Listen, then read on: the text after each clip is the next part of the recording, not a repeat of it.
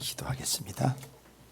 하나님, 오늘 우리에게 주신 또 사랑하는 성도들보다 부족한 종에게 먼저 주신 귀한 말씀 누가복음 13장의 말씀이 하늘의 만나가 되게 하여 주시옵시며 우리를 치료하는 양식이 되게 하여 주시옵시며 하나님의 공급이 되고 하나님의 능력이 되고 치유가 되게 해 주시옵소서.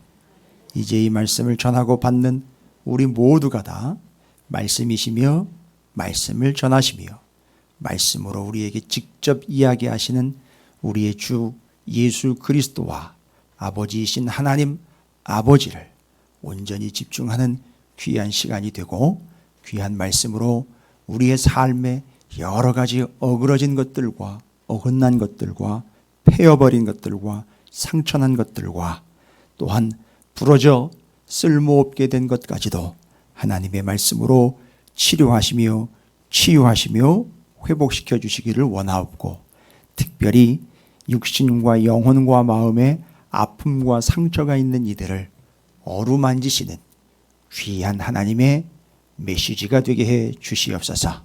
우리를 만져주시고 오늘 우리에게 귀한 능력과 힘의 공급이 되게 해 주시옵시고, 바라고 구하고 믿는 모든 성도들이 귀한 말씀을 아멘으로 받는 그 암탉의 품 아래에 있는 병아리와 같은 존재들이 되게 하여 주시옵소서.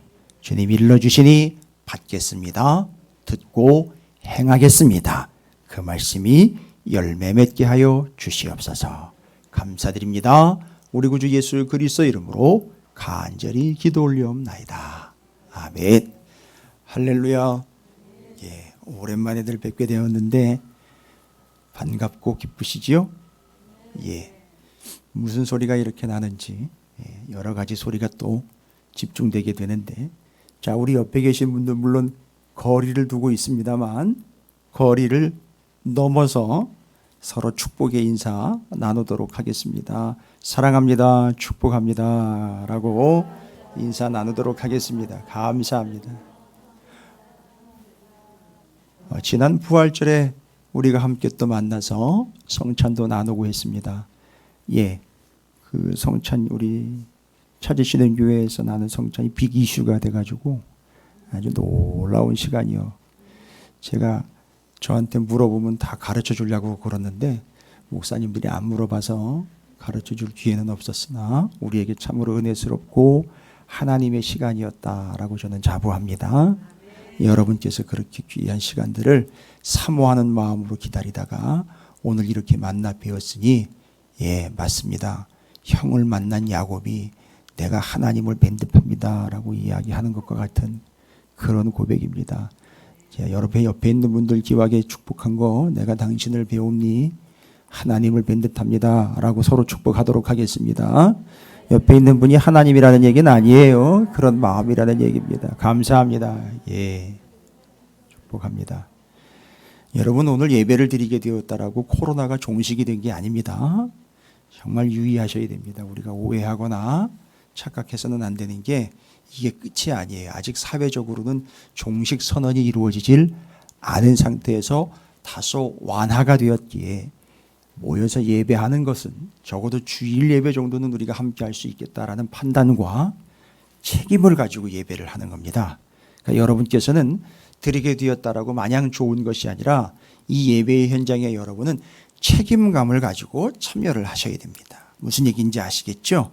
우리가 스스로 예배를 함으로 어떤 일이든 우리가 감당하겠노라는 신앙의 고백과 함께 사회적인 고백이기 때문에 여러분께서 좀 조심해 주시고 도와주셔야 됩니다. 그래서 거리두기라든지 개인 위생 여러 가지는 철저하게 여러분께서 지켜주시기를 다시 한번 당부를 드리겠습니다. 이전과 달라진 건 없고요. 예배를 주일날 이렇게 드리게 될 수 있다라고 된 것, 그겁니다. 그게 좀 바뀐 거니까 여러분 얼마나 좋은 기회고 또 얼마나 감사합니까? 예, 이렇게 해서 예배가 얼마나 소중한 것이며 만남이 얼마나 소중한 것인지를 깨닫게 된 귀한 기간들이었습니다. 그리고 하나님의 말씀이 얼마나 소중한 것인지를 또 깨닫게 됐지요. 오늘 우리는 누가복음 13장을 함께 나누게 되었습니다. 계속해서 우리는 영접이라는 주제를 가지고 계속해서 말씀을 나눠왔었어요. 그렇죠.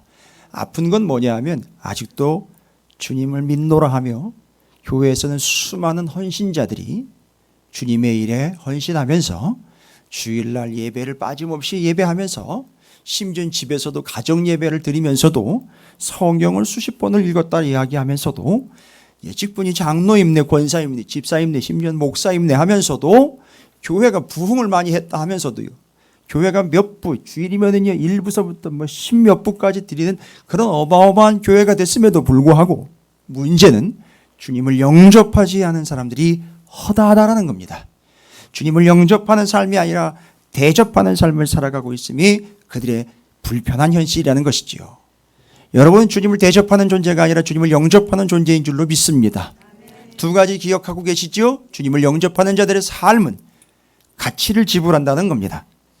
그리고 그 곁을 떠나지 않는다라는 겁니다. 이게 주님을 영접한 자들의 삶이에요. 절대 그것과 주님을 바꾸지 않습니다. 주님이 최고이고 주님이 최상의 가치예요. 죄송합니다만 이제 저는 얘기할 수 있어요. 여러분이 얼마나 아프신지는 모르겠습니다. 여러분이 얼마나 불편한지도 모르겠습니다. 여러분이 얼마나 소중한 것이 있는지는 모르겠습니다만 주님보다 더 소중하거나 주님보다 더 우선일 수는 없습니다. 제가 제 상태 때문에 말씀을 드리는 거예요. 이건 교만함이 아닙니다. 죄송합니다만 겪어보지 않으시면 말을 하지 마십시오. 저는 지금 그 여정 가운데 있어요.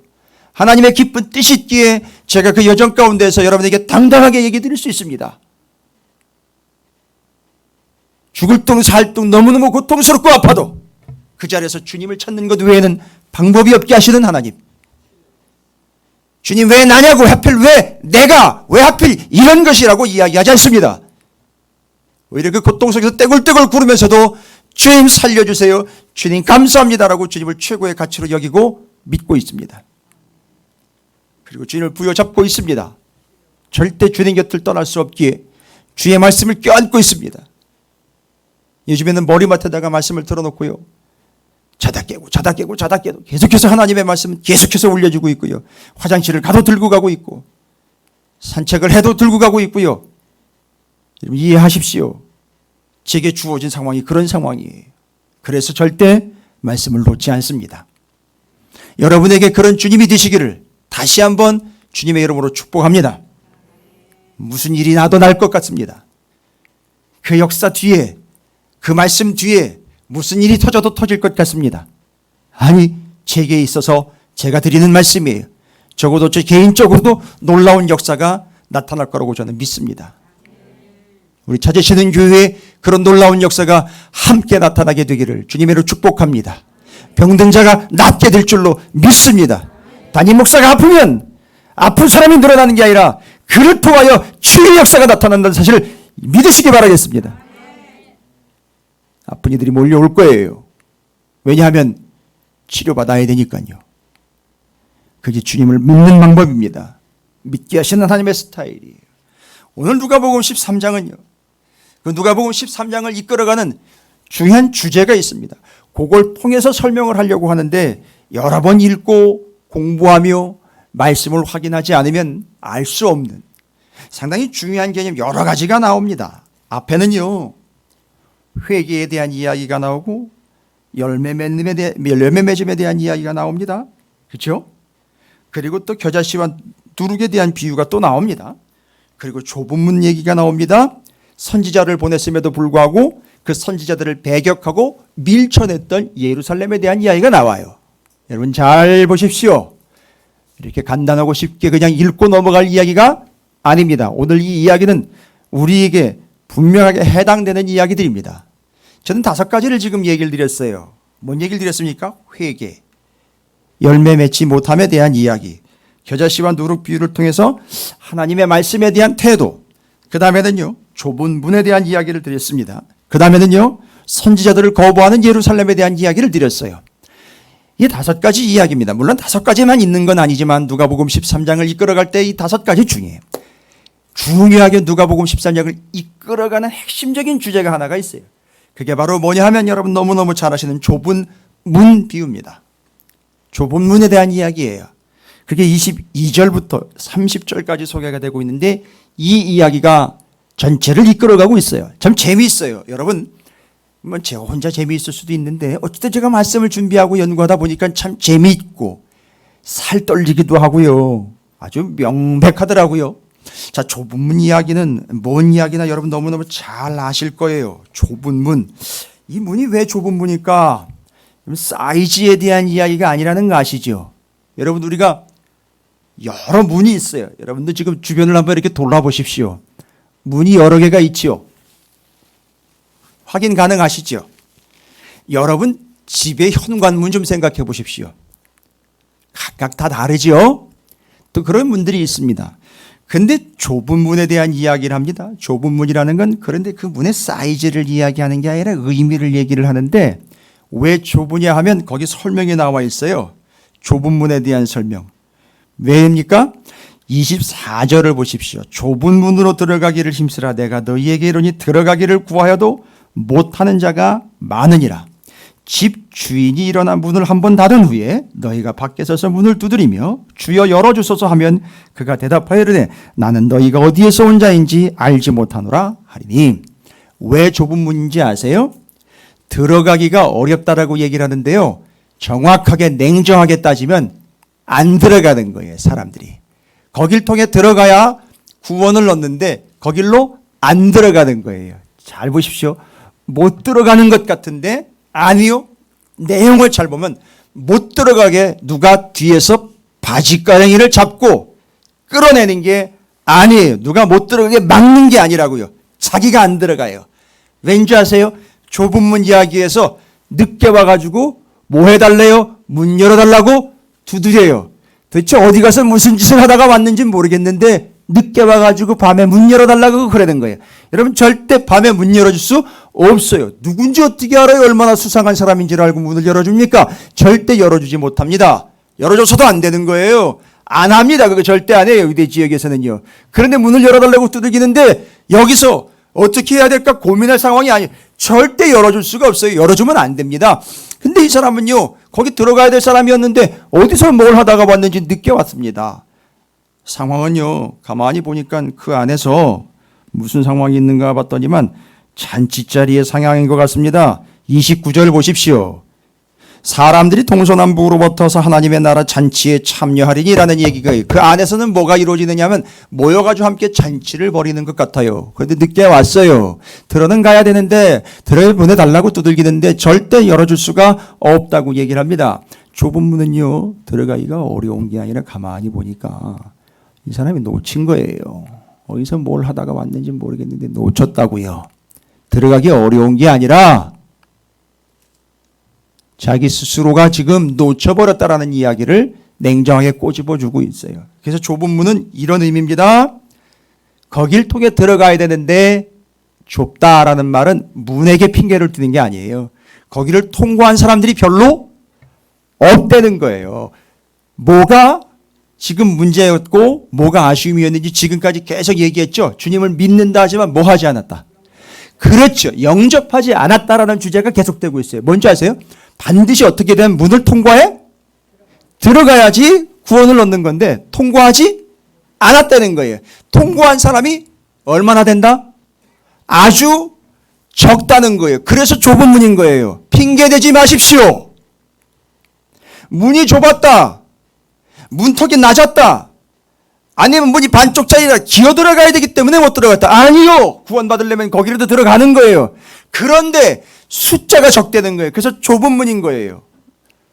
알고 봤더니만 그 좁은 문으로 들어가려고 하지를 않는다는 겁니다. 이유를 설명드릴게요. 반드시 그 문을 통과해야지만 구원을 얻을 수 있어요. 그 안에 들어갈 수 있습니다. 그런데 사람들은요. 그 문 핑계를 대면서 뭐 문이 작으네 좁으네 낮이네 이런 식으로 핑계를 대면 지나쳐왔습니다. 그런데 가만히 보니까 거기를 실제로 통과한 사람이 적다는 거예요. 여러분 문 앞에서 누가 지켜가지고선 테스트해가지고 들여보내는 게 아니었어요. 들어가는 사람이 적었습니다. 자 보십시오. 왜 좁은 문이냐. 거길로 반드시 통과해야만 들어갈 수 있습니다. 반드시예요. 그래서 그 좁은 문은 신약성경, 구약성경 다 통틀어 가지고 이 문이 무슨 문인지를 이제 여러분이 찾아내셔야 돼요. 좁은 문은요 그냥 문이 아니에요. 반드시 거기를 통과해 들어가야 구원을 얻는 그 문. 여러분 들어보셨습니까? 주님이 직접 요한복음 10장 7절에 이렇게 언급을 하셨어요. 요한복음 10장 7절 찾아보실까요?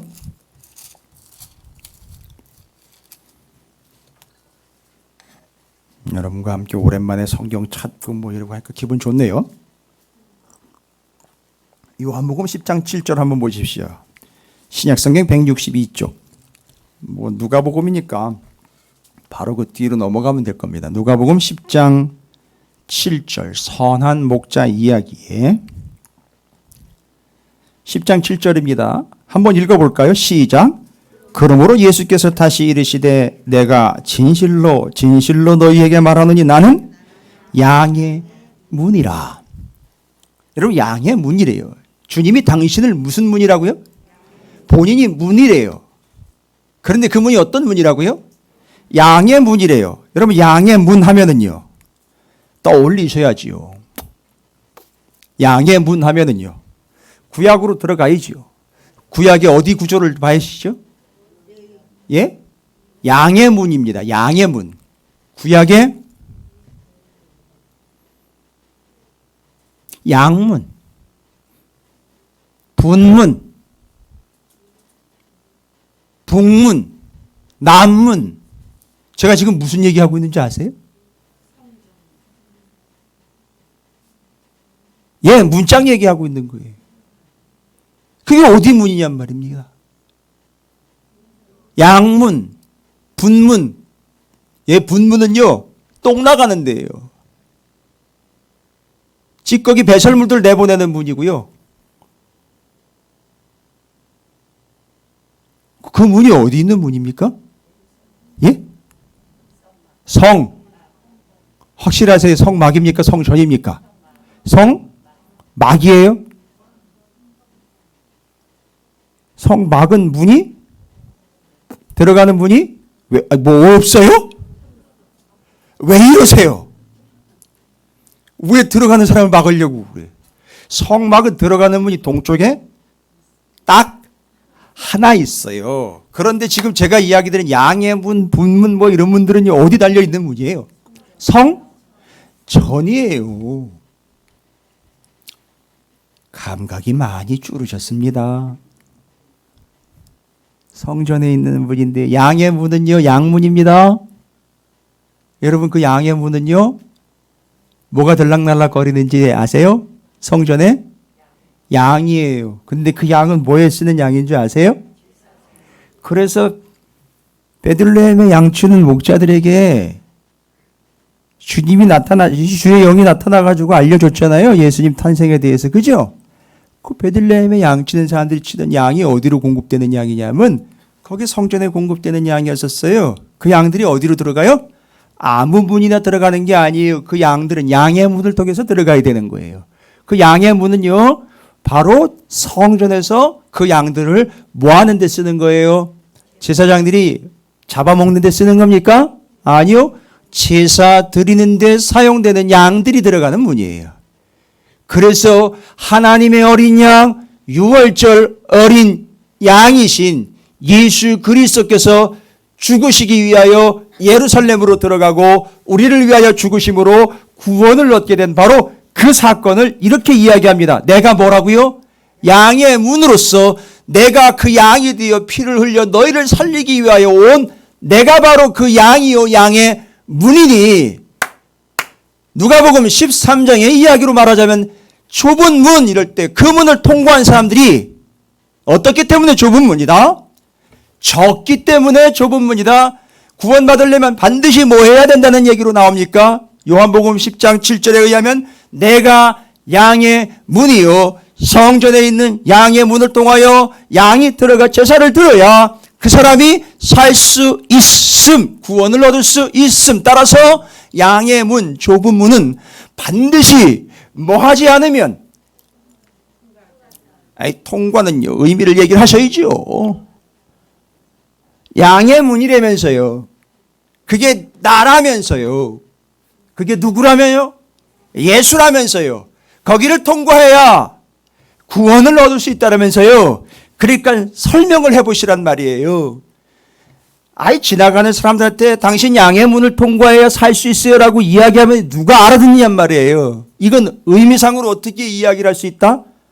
반드시 예수 그리스도를 영접해서 믿어야지만 구원을 얻을 수 있다는 얘기예요. 그래서 그게 좁은 문인 거예요. 그러니까 그게 싫은 거예요. 그러니까 예수를 안 믿은 거예요. 시기를 늦춰버린 거예요. 나중에 믿지, 나중에 하지 하다가 늦게 왔는데 문이 닫혀버린 거예요. 두들렸는데요, 안에서 뭐라고 얘기를 합니까? 너 늦었어. 반드시 예수를 믿어야지만 통과하는 거기 때문에 예수를 우습게 보고 예수를 시덥잖게 믿고 예수를 같이 함께 보게, 바로 그들이요, 예수를 믿지 아니하기에 구원을 얻을 수 없다라는 게 바로 좁은 문으로 얘기를 한 겁니다. 그래서 거길 통과한 사람들이 적다는 얘기인 거예요. 문에다가 핑계대지 마세요. 예수한테 핑계대지 마시란 말입니다. 우리가 통과 안 한 거예요. 그따위 예수, 야, 목수아들을 믿어서 구원을 얻어? 그런 게 어디 있어? 야, 너무 야, 가치 없는 거 아니야? 그리고 죽었다며. 에이, 그런 게 어디 있어? 아, 난 싫어. 난 그런 가치 없고, 난 그렇게 연약한 사람을 믿어서 구원 얻는다는 이 사실이 믿겨지지 않아. 아니, 아예 싫어. 그리고 교회 자체가 너무너무 싫어. 교회 다니는 인간들이 너무너무 싫어. 안 믿어. 그러니까요, 어떻게 되는 거예요? 예수를 믿지 않는 거예요. 누가 믿지 말라고 밀친 게 아니란 말입니다. 하나님께서 기회를 주시면요, 바로바로 받아들여야 되는데, 내일, 다음에, 내가 오늘 뭐 해야 되니까 다음에, 라고 미루었고, 핑계댔고, 예수를 안 믿은 거예요. 그래서 구원 얻은 자가 적되는 겁니다. 그래서 좁은 문이에요. 그래서 아직도 영접하지 않은 사람들이 수두룩하다라는 걸 이야기하는 거예요, 좁은 문은요.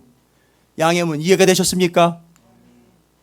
그게 좁은 문이 이해가 되셨습니까? 그러니까요, 여러분 삶에 어떤 어려움이 와도요, 여러분 삶에 어떤 유혹이 와도요, 우리의 삶에 어떤 유혹과 미혹이 와도요, 우리는요, 반드시 뭐 해야 된다는 겁니까?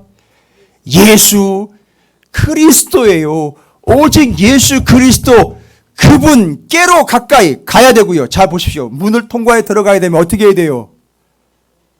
예? 문을 통과해 가야 됩니다. 어떻게 하십니까, 여러분? 제일 먼저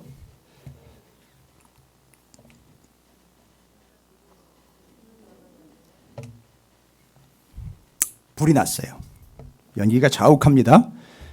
문을 열어야 되는 건 알아요. 문이 어디 있는지 찾아야 돼요. 그렇죠?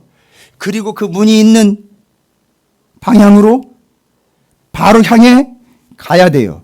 그리고 그 문을 열어야 돼요. 그리고 그 문을 통과해야 돼요. 그래야 구원을 얻을 수 있는 거죠. 그렇죠? 그게 바로 예수인 거예요. 예수를 향하여, 예수를 통하여 구원을 얻는 겁니다. 할렐루야. 그게 좁은 문이에요. 그런데 사람들은 그 예수를 받아들이지 않았다는 거예요. 그래서 구원을 얻은 자가 적다는 겁니다. 그러면 어떤 현상이 발생됩니까? 그 문 기준으로, 지금 이제 여기 본문에 나와 있는 거죠. 바깥과 안에 있는 사람으로 구분이 된다는 거예요. 그래서 그렇게 해서 믿어야 되는데 놓치거나 믿지 않고 있다가 나중에 왔습니다. 문을 두드립니다. 어떤 일이 발생됐다고요?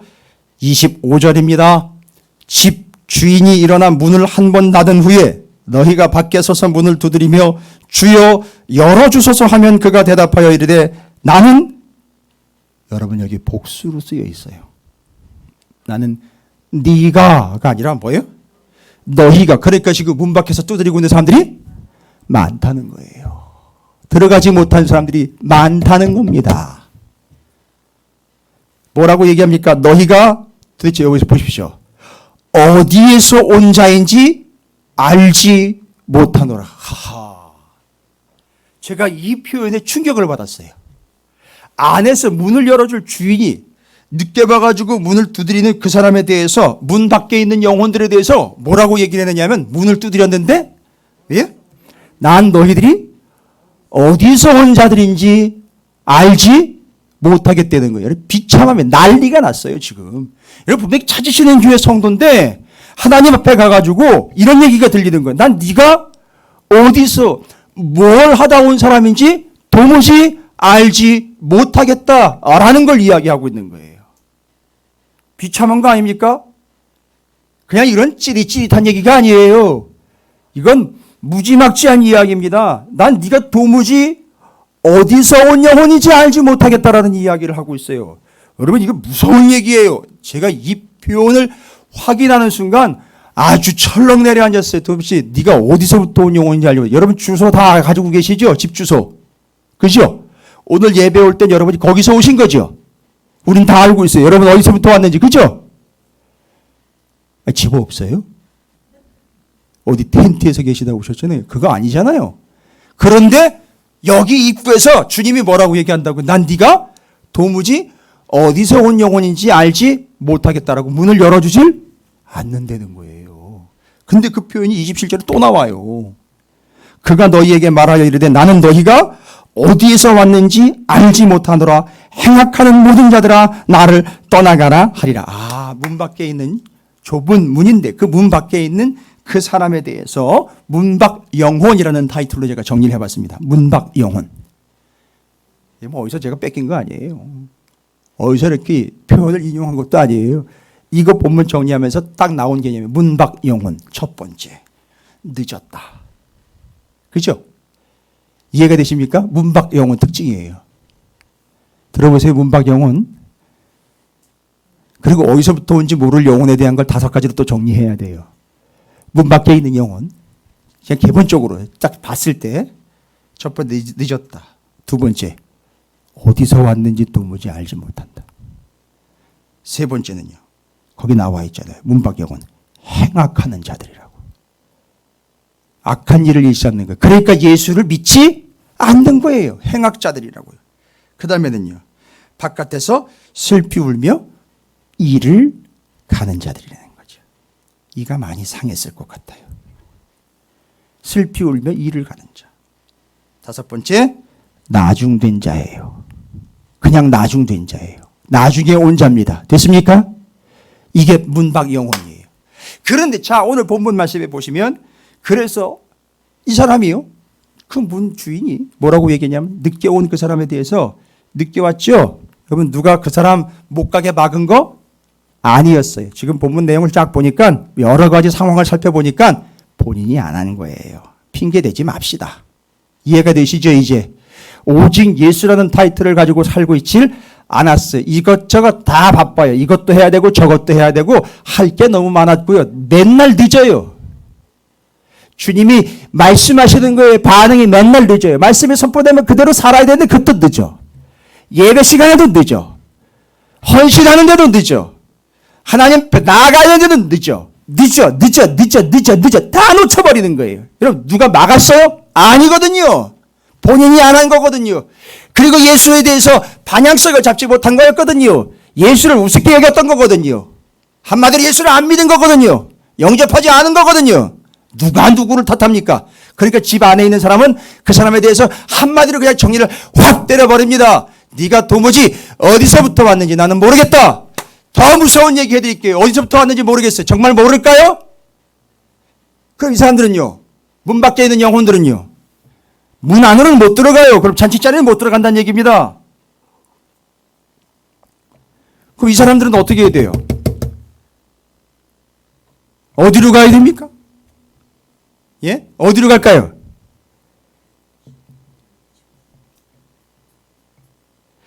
도무지 네가 어디서부터 왔는지 모르겠다라고 얘기했지만 이 사람들은 온 곳이 있어요.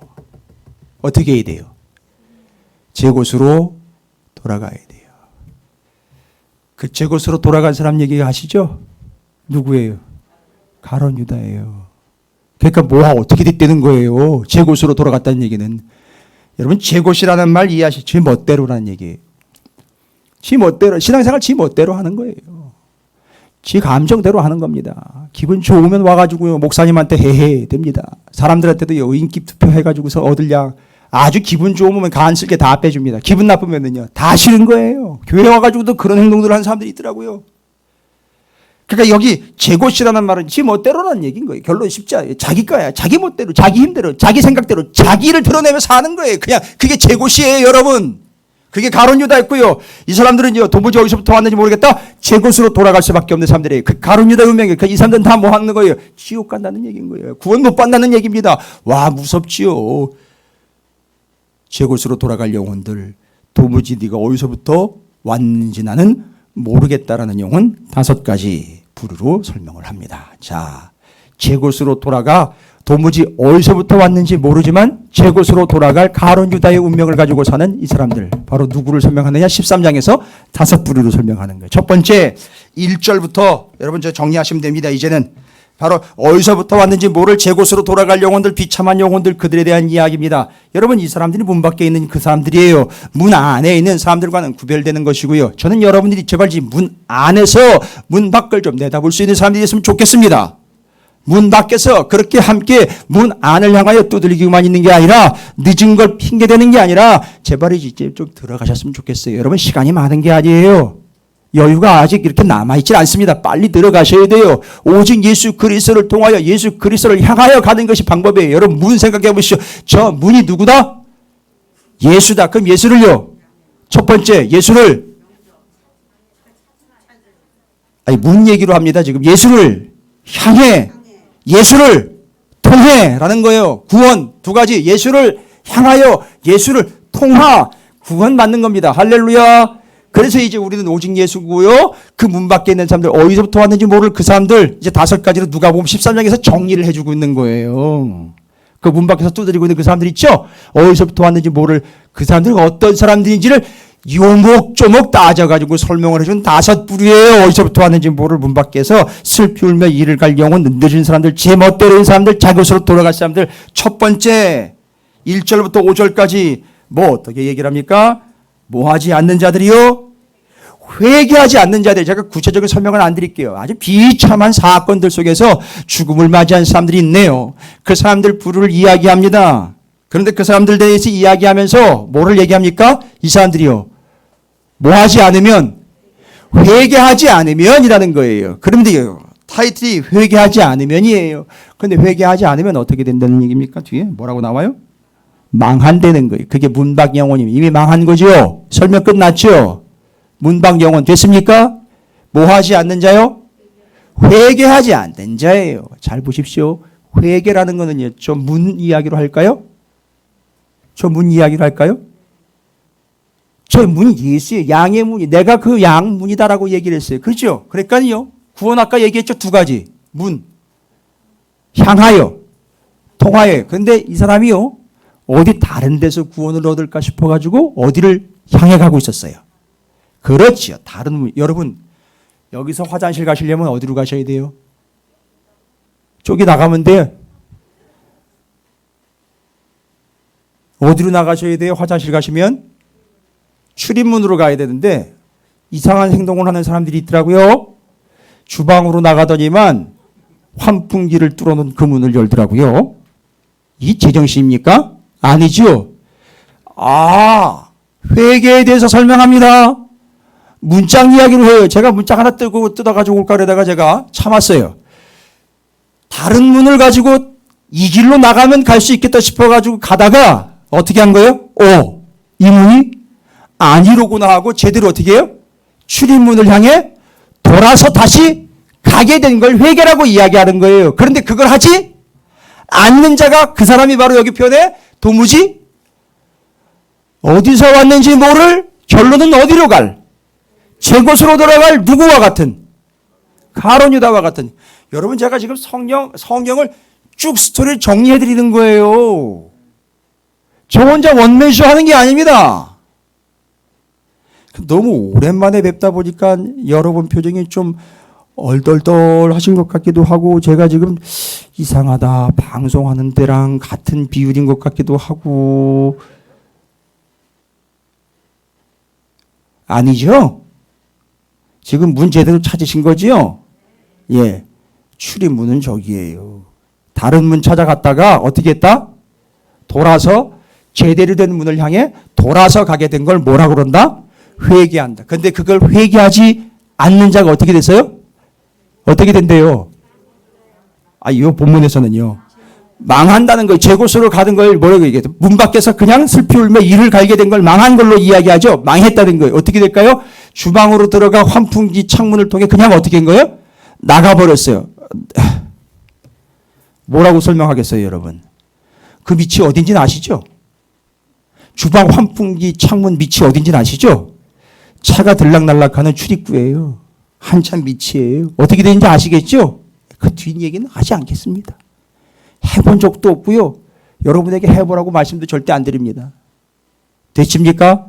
회개하지 않는 자, 그가 도무지 어디서 왔는지 모를 자로 문 안으로 들어가지 못하여 결국 제 곳으로 돌아갈 가룟 유다와 같은 존재. 설명은 다 끝나는 거예요. 지금 누가복음 13장에서는 이렇게 5부를 설명해요. 두 번째는 누굽니까? 가만히 보니까 뭐 하지 못하는 자입니까? 예, 6절부터 9절까지 뭐 하지 못하는 자예요? 열매 맺지 못하는 자예요. 열매 맺지 못하는 자. 포도원 지기 비유해서 땅만 차지하고 열매 맺지 못하는 자.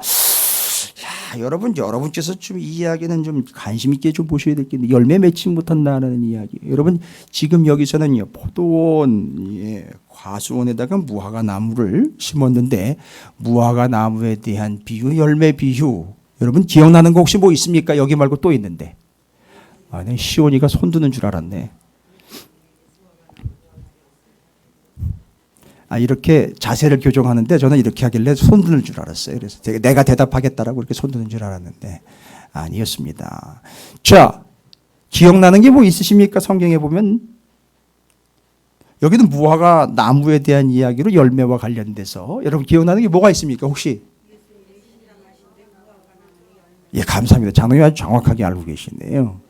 예수님이 예루살렘에 입성하셔가지고선 성전을 향해 가다가 나가자마자 뭘 봤느냐면 무화과 나무를 봤어요. 근데 무화과 나무, 근데 전제가 뭐냐면 무화과 나무로 다가가신 이유가 있어요. 뭘 쇼하려고 간 게 아니라, 장로님 지금 얘기 잘 하셨잖아요. 주님이 어떤 상태였기 때문에? 시장한 상태였었어요. 상당히 시장하다는 얘기는 뭐예요? 예? 배가 고프다는 거예요. 정말 배고픈 거예요. 시장했다는 건 배가 고픈 거예요. 그래서 무화과 나무를 찾아갔다는 얘기는 시장하니까요, 그냥 열매가 있나 없나 뭐 구경하려고 간 게 아니에요. 나무가 좋은가 뭐 이런 거 보려고 하는 게 아니라 직접 그 열매를 따서 뭐 하려고요? 잡수시기 위해서 갔는데 뭐예요? 열매가 없어요. 근데 본문에는요 분명히 전제를 달고 있어요. 그때가 아직 무화과가 열릴 때가 아니라고 그랬어요. 그래가지고 이 본문 가지고 별 이상한 존재들이요. 예수님이 희한한 양반이라고. 왜 멀쩡하게 잘 자라고 있는 무화과 나무한테 가가지고 저주를 내가지고 평생 열매도 못 맺게 만들고, 왜 이렇게 폭력적인지 모르겠다고, 왜 그렇게 악랄한지 모르겠다고, 아니 때도 아닌데 가가지고 왜 그걸 달라고 그러느냐고. 아니 왜 하필 무화과를 먹으려고 그러냐고. 포도를 먹든지 아니면 가서 감자를 먹든지 고구마를 먹든지 왜 무화과 열매만 가지고선 이야기하냐고. 의미가 다 있는 거예요. 성경의 유대인들의 무화과와 포도원 열매, 포도나무는요 다 의미가 있는 거예요. 무화과 열매와 포도는요 열매와 결실에 있어서 성과를 나타내는데, 무슨 성과를 말씀대로 살아서 결실을 맺은 걸 이야기할 때 무화과 열매, 포도나무 열매를 얘기하는 거란 말입니다. 그게 전제를 가지고 있는 거예요. 시장하셨어요. 배가 고프니까요 가가지고선 무화과 열매가 있나 본 거예요. 없어요. 그런데 때가 아니에요. 이거 어떻게 해석을 할 겁니까? 주님이 너무 폭력적이다. 아니요. 지난번에 기억나십니까? 말씀. 주님이 언제 오신대요? 생각지도 않은 때 오신다는 거예요. 그럼 뭔 얘기예요? 여기다가 대입을 하시란 말입니다. 생각지도 않은 때 와가지고 주님이 뭐 보자는 거예요? 열매 맺은 걸 보자는 거예요. 근데 그 열매가 뭐냔 말입니다. 여기는요 단순한 열매가 아니에요. 시장하니까 뭐라고요? 양식이란 말이에요. 기가 막힌 구절을 하나 제가 설명해 드릴게요. 요한복음 4장 34절입니다. 한번 보실까요? 그 열매요. 시장하실 때요. 양식이요. 열매로 요구했던 그 양식, 단순한 열매나 과실을 이야기하는 게 아니라는 걸 설명을 하고 있습니다. 요한복음 4장 34절이요. 다 찾으셨습니까? 그럼 함께 읽어보겠습니다. 시작. 예수께서 이르시되 나의 양식은 나를 보내신 이의 뜻을 행하며 그의 일을 온전히 이루는. 와우. 이런 구절도 있었네요. 주님의 양식은 뭐래요? 어디 저 뷔페 가가지고 늘려있는 그런 음식들을 먹는 게 양식이 아니고 주님에게 있어 지금 주님이 어떤 상태가 그렇습니까? 시장하여 뭘 구하고 계시는 상태예요? 양식을 구하고 있는 상태인데 무화과 나무 열매로 가까이 가보니까 열매가 없더라는 얘기죠. 그런데 그때는 필요한 게 양식인데 양식을 구했는데 양식이 안 나왔어요. 그런데 요한복음 4장 34절에 보니까 주님의 양식은 뭐래요?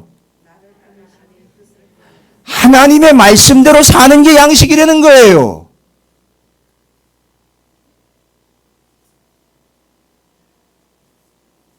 이 반응은 뭡니까? 주님의 말씀, 하나님의 말씀대로 기록된 성경의 말씀대로 사는 게 주님에게는 뭐란다?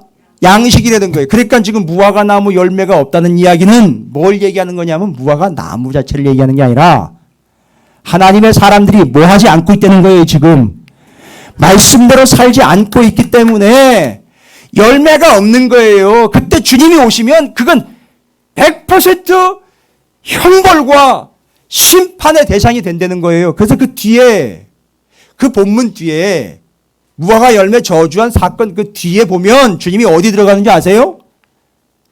성전 들어가야 성전에 이방인의 뜰 들어간다고요. 이방인의 뜰 들어가 보니까 말씀대로면 이방인의 뜰에서는 무슨 일이 일어나야 돼요? 정확하고 구체적으로 얘기하셔야죠. 이방인의 뜰에서는요. 이방인들이 전 세계 방방곡곡에서 와서 손을 들고 하나님께 기도를 하고 있어야 되는데 거기 무슨 일이 벌어지고 있어요? 장사가 벌어지고 있는 거예요. 말씀대로 살고 있다 아니다? 아니라는 거예요. 그래서 주님이 그 자리를 어떻게 하셨어요? 에이 더러워하고 피하신 게 아니라 거기를 어떻게 했다? 다 엎어버렸다고요. 그걸 심판을 얘기하는 거란 말입니다. 말씀대로 살지 않는 삶을 이야기하는 거예요. 열매가 없다는 거는 말씀대로 살지 않고 있기 때문에 결실이 전혀 없다는 걸 이야기하고 있는 겁니다. 그래서요. 내가 도무지 어디서 왔는지 모르겠다. 제 곳으로 이게 가룟 유다처럼 돌아갈 영혼들 누군지 아시겠죠? 문 밖에서 슬피 울며 이를 갈 그 사람들은요. 여기 두 번째, 첫 번째는 누구라 그랬습니까? 회개하지 않고 망하게 될 그 사람들이에요. 절대 회개하지 않아요. 뭔 자존심 싸움입니까? 왜 회개를 안 합니까? 왜 하나님의 것을 도둑질하고도 모른 척 시침이 뚝 떼고 있습니까? 왜 잘못한 건데 잘못한 거라고 얘기를 안 합니까? 동성애가 분명히 잘못된 건데 왜 얘기를 안 합니까? 동성애 얘기만 해요? 11조 떼어먹은 거 이야기하고 하나님 거 떼어먹은 거 얘기하면 아주 기분 나빠해요. 아닌 건 아닌 거예요. 박하와 근처에 회양 다 드리고 그것도 드리고 이것도 드리라고 분명히 얘기하고 있어요. 꼭 그런 거 얘기하면 엄청 기분 나빠해요. 아니요. 열매와 결실을 얘기하는 거 하나님 말씀대로 사는 걸 얘기하는 거라고요. 정서와 상황과 기분을 따라 사는 걸 얘기하는 게 아니라 말씀대로 살아서 열매와 결실이 주님의 양식이란 말입니다. 그러니까 제가요 제 아내랑 얘기를 잠깐 했어요. 야, 주님이 지금 얼마나 굶주리고 계시는가. 주님이 지금 얼마나 배를 골고 계시는가. 나는 맨날 맛있는 거 찾아 먹고 맛있는 게 어디 있나 어디 가서 뭘 먹으면 내가 건강해질까 이런 거 찾고 있는데 지금 정작 주님을 꼴쫄 굶고 있다는 얘기예요. 바로 그 사람들 문밖 영혼 어디서부터 왔는지 모를 제 곳으로 돌아갈 가룟 유다와 같이 망하게 될 그 사람들. 두 번째 부류예요. 열매 없는 사람들. 말씀대로 살지 않는 거죠. 세 번째는 누군지 아십니까? 13장 10절부터 17절까지에 있는 말씀인데 잘 보십시오. 17절입니다. 17절. 역시 열매는 말씀대로 살지 않는 것, 결실 없는 것 얘기했죠. 근데 거기에 이어지는 거예요. 17절입니다. 13장 17절 보십시오. 뭐라고 나와 있죠? 예수께서 이 말씀을 하시매 모든 뭐예요? 반대하는 자들은 부끄러워하고 온 무리는 그가 하시는 모든 영광스러운 일을 기뻐하니라. 뭐 하는 부류가 또 있어요? 예수께서 이 말씀을 하시매, 주님은 늘 뭐 하셔요? 말씀하신단 말이에요. 지금 주님이 왜 그렇게 말씀을 많이 하시는지 아시겠어요? 말이 많은 게 아니에요. 말씀을 하시면은요, 지금 좀 전에 얘기하는 걸로 빨리 해석을 하세요. 주님 말씀을 하시면 우리가 말씀대로 살아야 주님께 뭐가 되니까요, 그게 양식이 되니까 주님 말씀을 많이 하시는 거예요. 말씀대로 살라고요. 할렐루야. 이런 표현이 맞는지 모르겠습니다. 제발 이제 주님을 굶기지 마십시오. 뭔 얘기인지 아시겠습니까? 주님을 굶기지 마시기 바랍니다. 할렐루야. 주님을 좀 먹여 살리시기 바랍니다. 주님께 양식은 주의 말씀대로 행하는 우리의 삶이에요. 여러분에게도 그게 양식이 될 줄로 믿습니다. 그리고 그 말씀을 뭐 하는 자예요? 반대하는 자라고 나와 있어요. 분명히 나와 있어요. 말씀하시면 거기에 뭐예요? 반대하는 모든 자리라 했죠. 그런데 그들은요, 어떻게 된대요, 결국? 부끄러움을 당하게 된다는 겁니다. 부끄러움이요. 망신을 당하게 되는 거예요. 부끄러움을 당하게 된다는 겁니다. 마치 여러분 이 부끄러움은 뭔지 아세요? 말씀대로 살아야 되는데 말씀에 반대를 합니다. 근데 부끄러운 자가 된다는 게 뭐냐면 온 몸을 벌거벗는 것처럼 얘기하는 거예요. 그래서 그렇죠? 예수를 옷 입고 덧입는 이야기 아시죠? 고린도 전후서 이야기할 때 나와 있어요. 마치 그것처럼 말씀대로 살지 않고 그 말씀에 반대하는 영혼들은요, 어떤 삶이 되는 겁니까? 벌거벗은 부끄러운 영혼과 같은 거예요. 그 문박 영혼인 거예요. 됐습니까? 어디서부터 왔는지 모를 제 곳으로 돌아갈 가룟 유다와 같은 그 영혼들이 되는 거예요. 여러분 벌써 제가 3번째 얘기했어요. 그 문 밖에서 슬피 울며 이 일을 깔 사람들이 누군지 아시겠죠? 첫 번째 뭐 하는 사람들이라 했습니까? 회개하지 않는 자 망한다라고 이야기했어요. 두 번째는 누굽니까? 열매 맺지 못한 자는 어떻게 돼요? 여러분 열매 맺지 못한 자는 어떻게 되죠? 거기 9절에 찍어버리소서 하였다. 찍어버리게 된다는 거죠. 세 번째는요, 문방 영혼 말씀을 반대하는 자들로 어떻게 된다는 거죠? 이 사람들은 부끄러운 존재가 된다는 거예요. 부끄럽다라는 말은 어떤 의미라 그랬죠? 벌거벗은 거예요. 창피한 거예요. 말씀대로 살지 않고 말씀도 모르는 삶을요, 되게 당당하게 얘기를 해요. 그거 창피한 겁니다, 여러분. 벌거벗은 거예요. 됐습니까? 네 번째입니다. 문방 영혼이요. 슬피 울며 이를 갈 그 영혼, 제 곳으로 돌아갈 그 영혼, 어디서부터 왔는지, 도무지 어디서 와서 뭘 하다가 왔는지 모를 그 사람들은요, 누굽니까? 13장 18절부터 30절입니다.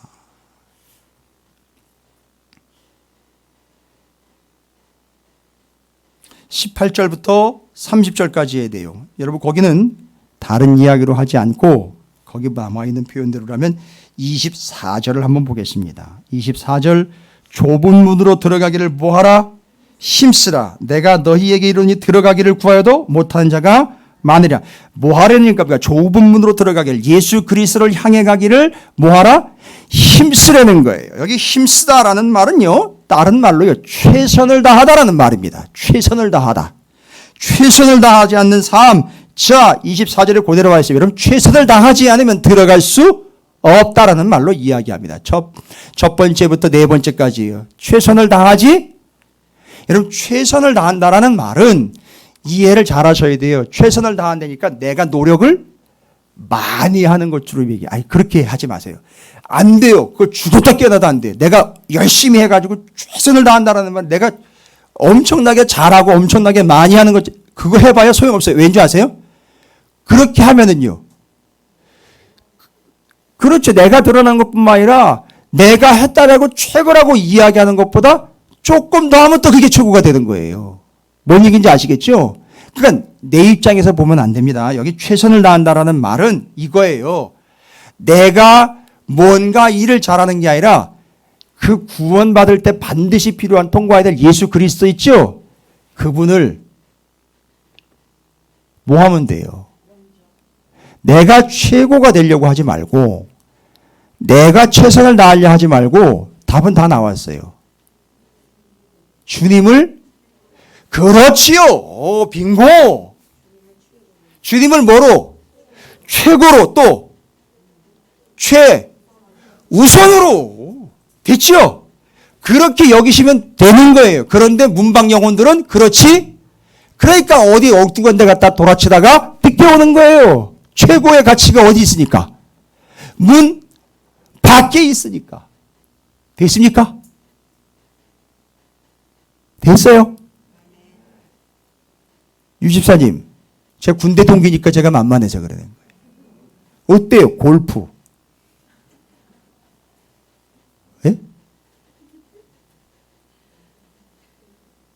아니 지금 자기를 털어댄 신상털이가 아니에요. 지금 저분이요. 골프에 미쳤던 양반이에요. 지금 골프장 근처도 안 가요. 뭔 얘기인지 아세요? 그리고 고백한 게 뭐냐? 뭐라고 고백했다고요? 그보다 더 가치 있는 걸 찾았다는 거예요.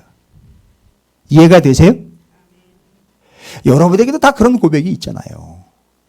그걸 얘기를 하는 거예요. 최선을 다한다라는 말은 내가 잘하려고 해봐요? 아무 소용없어요.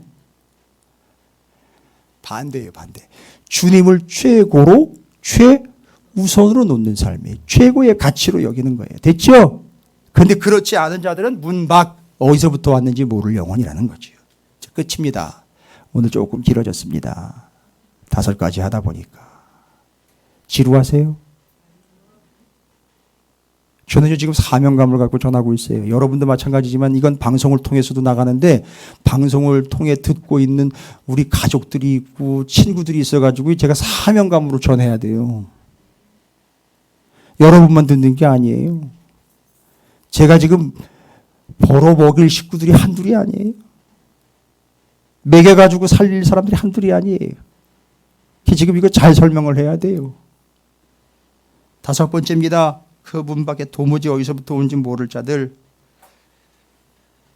31절부터 35절이잖아요. 31절부터 35절까지는요. 뭘 지적하고 있죠? 예루살렘이 뭐 어떻게 했다는 거예요. 선지자들 어떻게 했대요?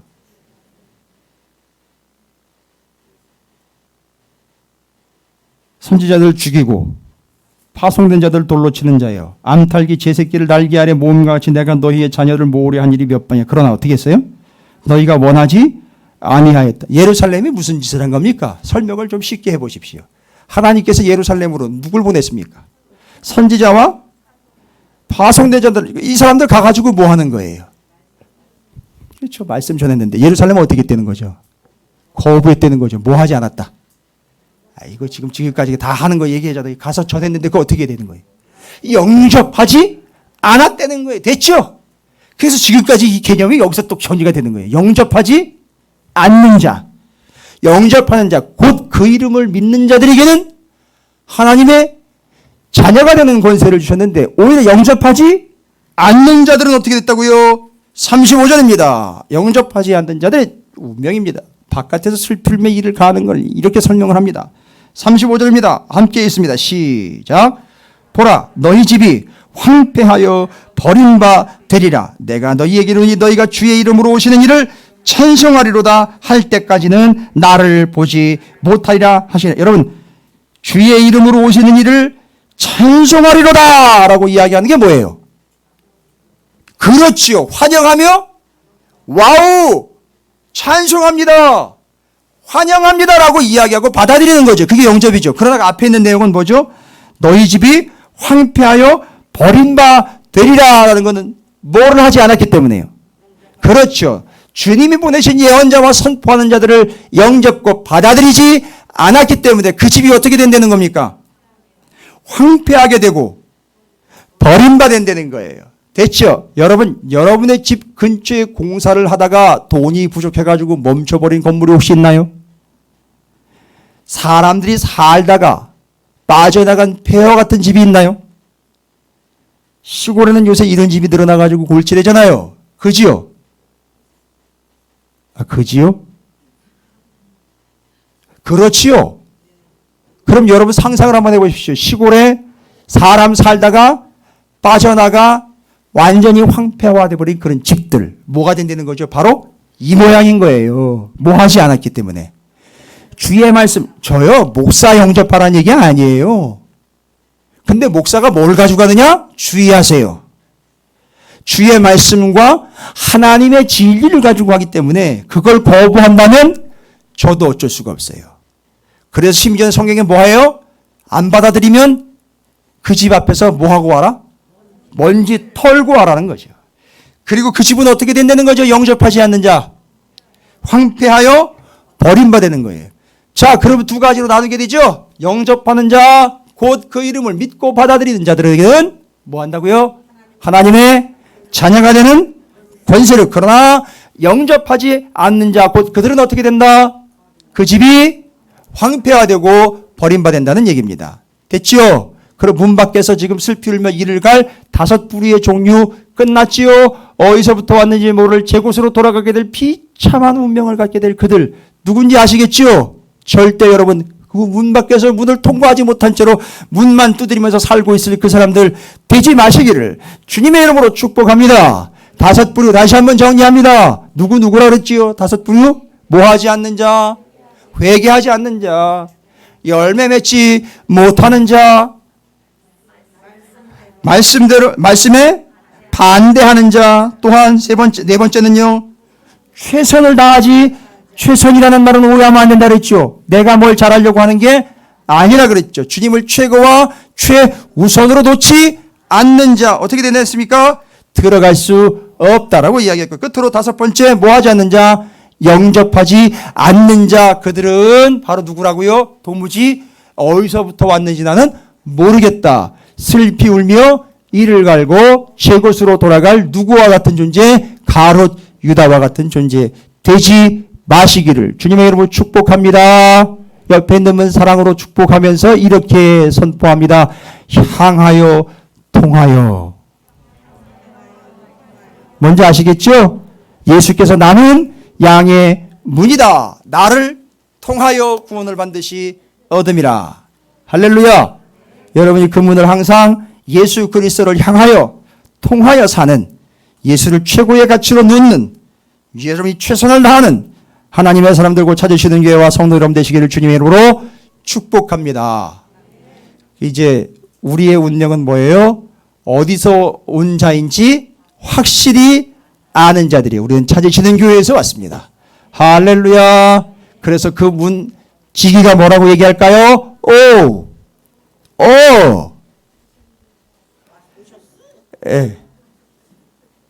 뭐라고 얘기해야죠? 찾으시는 교회에서 왔죠? 할렐루야. 옆에 있는 분 축복하겠습니다. 찾으시는 교회에서 오셨죠? 할렐루야. 축복합니다. 그러면 어떻게 된다는 거죠? 통과. 할렐루야. 여러분 함께 갑시다. 함께 통과합시다.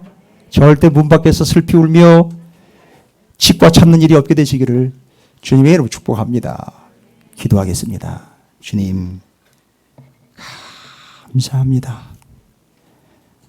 문 밖에서 문을 두드리는 존재가 아니라 그 문을 통과하여 들어가게 된 우리 찾으시는 교회와 살아가는 성도들, 슬피 울며 이를 갈지 않고 제 곳으로 돌아가지 아니할, 도무지 어디에서 왔는지 모를 영혼이 아닌 분명한 출신이 분명하고 그 처지가 분명한 찾으시는 교회 사랑하는 성도들, 저들이 그 문을 향하여 통하여 구원을 얻는 자들 하나님께서 세워주시고 보내주시고 그 문을 항상 통과하는 구원받은 자들 되도록 이끌어 인도해 주시옵소서. 감사드립니다. 예수님의 이름으로 간절히 기도 올리옵나이다. 아멘.